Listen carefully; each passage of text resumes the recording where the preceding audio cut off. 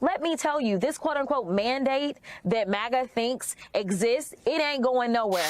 We know that Elon, as they have touted about how they need to get rid of the immigrants, let me be clear, Elon. Hello, everybody. Guys, we got Jasmine Crockett on MSNBC's Alice Wagner. Let's get right into it and we'll talk about it. Joining me now is Congresswoman Jasmine Crockett, Democrat of Texas, a member of the House Oversight Committee. Congresswoman, thank you for being here tonight. What is happening in the House of Representatives?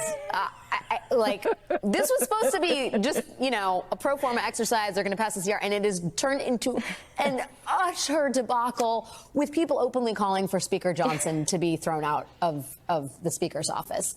How are Democrats looking at this? Listen, we're looking at this like this is their problem. We have seen this play out over and over in the entire 2 years that I've been in Congress. We know that they had a problem picking a speaker when I first got to Congress. And I thought since they held on to the speaker a little bit longer than they held on to McCarthy, that I could go into January knowing that Mike Johnson would be the speaker. But now they're calling for his ouster. And remember, this is not like one of the most senior members, right? So basically, he had not burned enough bridges. And so they had to go way down in seniority to find someone that they could come to a consensus on. When they swear in January, or when we all try to swear in January, listen, there's going to be less Republicans than we had in the 118th, right? Because the story has not really been told about how strongly House Democrats performed while the Republicans won the White House, while they ended up picking up so many seats in the Senate. You know who lost seats? The House, right? Now, should we have a Speaker Jeffries? Absolutely. If North Carolina didn't cheat and take away our seats, we would have a Speaker Jeffries, and we would not be in this situation. But here's the deal. Guys, I just want to say a couple things. That's one thing that gives me hope. The Republicans are a mess. They do not know how to govern. All they know how to do is fearmonger and culture wars. Just pushing out bigotry. That's the only things that can galvanize their voters. Right? So when they're actually in the position to have to govern, like Elon Musk is just breaking up the deal. Last minute again. First Lady to Donald Trump. There is no fixing this without the Democrats. We have seen this over and over, and I'm just going to sit back and sip my tea and wait on them to figure it out. Or maybe sip something stronger. I'm just saying it. Hakeem Jeffries, you talk about Leader Jeffries and say, he said in a statement, House Republicans have been ordered to shut down the government and hurt the working class Americans they claim to support. You break the bipartisan agreement, you own the consequences that follow. Am I to understand from that statement that Democrats are willing to see Republicans shut down the government and not bail them out?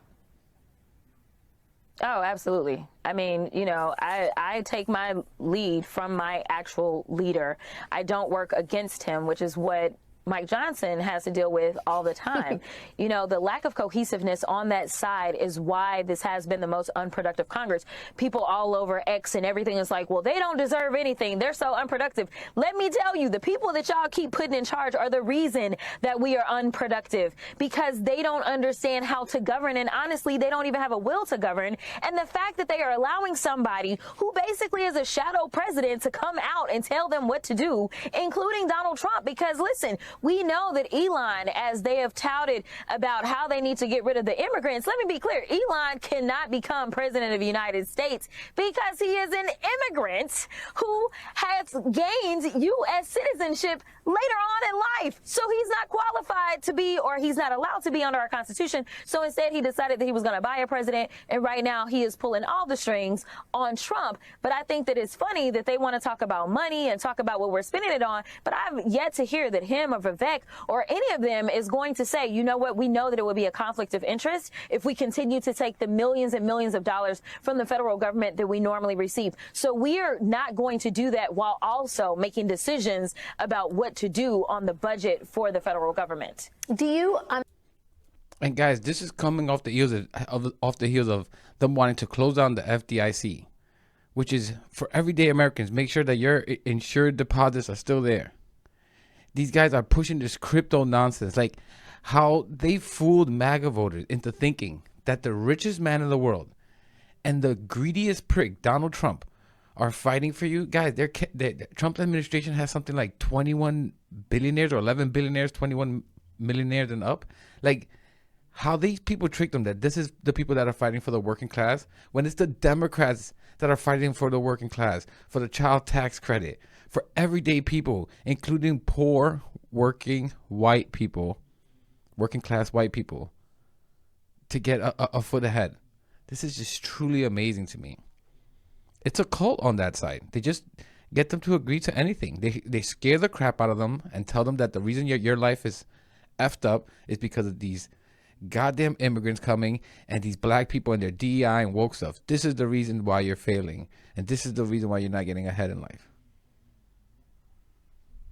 I mean, I guess the question is, it's chaos, right?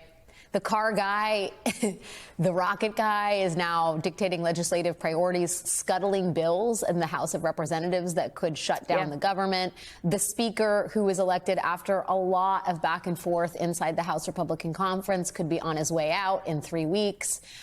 The question, I guess, is, do you worry as Democrats that what might come after Mike Johnson could be potentially worse than what you have now? I don't think it can get any worse. I mean, here's the deal. We thought that Mike Johnson was even worse than McCarthy. And Mike Johnson had to realize, in order to get anything done, that he had to come and talk to us. Listen, if they want to be successful, then all they've got to do is come together as a caucus. But the reality is that you've got bomb throwers. You don't have a unified caucus, and they are going to have a one-seat majority. What does that mean? Ultimately, they're going to have 217 people, while we have 215 on the Democratic side. That means they lose one vote. If one person, because you have to have a majority, if it's 216 to 216, it fails. Let me tell you, this quote unquote mandate that MAGA thinks exists, it ain't going nowhere, right? Because they literally can't do the basics. We have passed the least amount of bills in this Congress because of the Republicans. And let me remind you, because you brought up the debt ceiling. Guys, quickly, the reason that the things like the child tax credit that would give parents per child $6,000 per year was shot down because of Republicans. The price gouging because of inflation shot down by Republicans. Border bill shot down by Republicans. You'll see it will be 4 years of just nonsense, culture war, and fear mongering. That's all they're gonna do. That's all they have to win elections, guys.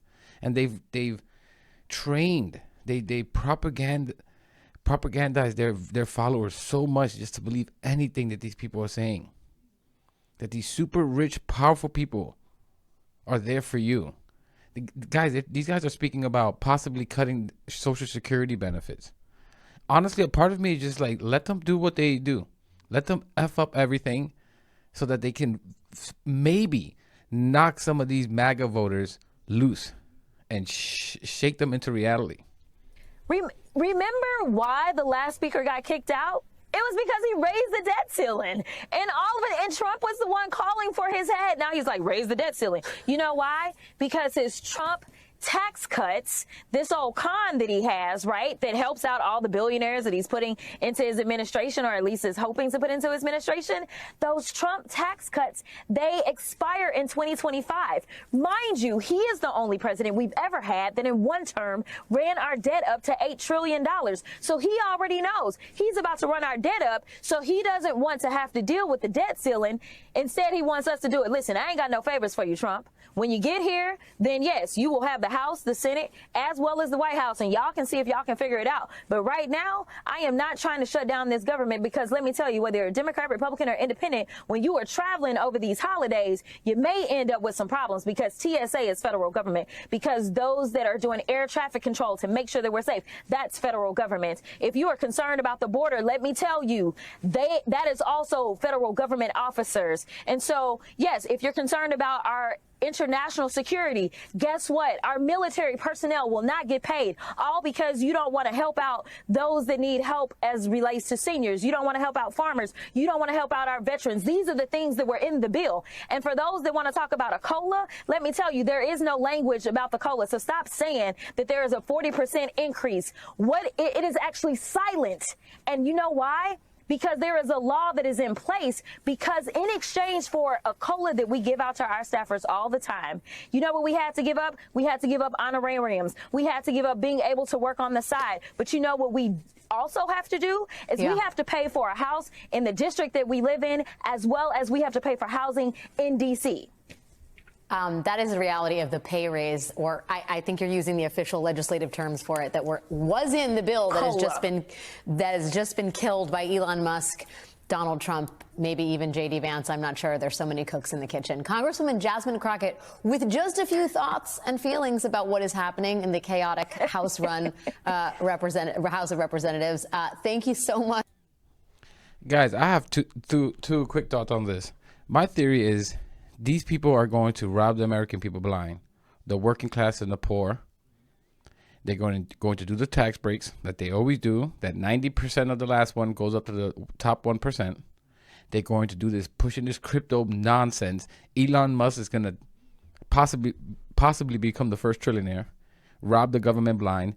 And in between all of that, the way they're going to play and honestly trick their followers is by pushing this cultural war nonsense. They're going to be attacking DEI. They're going to be attacking academia. They're going to push religion in schools, just everything. Immigration. These are all going to be smoke bombs in order to distort the room while they rob you blind. That's my theory. And guys, I can't wait, or I just wish that Jasmine Crockett was the head of the Democrat Party. Like, Nancy Pelosi, you've done great in the past, but it's time for you to move on. Let Jasmine Crockett take it over. AOC. We need new energy, and this is the kind of energy we need. This is the kind of energy that galvanizes voters. Guys, let me know what you think in the comments. I'm going to leave it there. If you watched all the way to the end, thank you for watching. Please consider subscribing, and I'll catch you in the next one.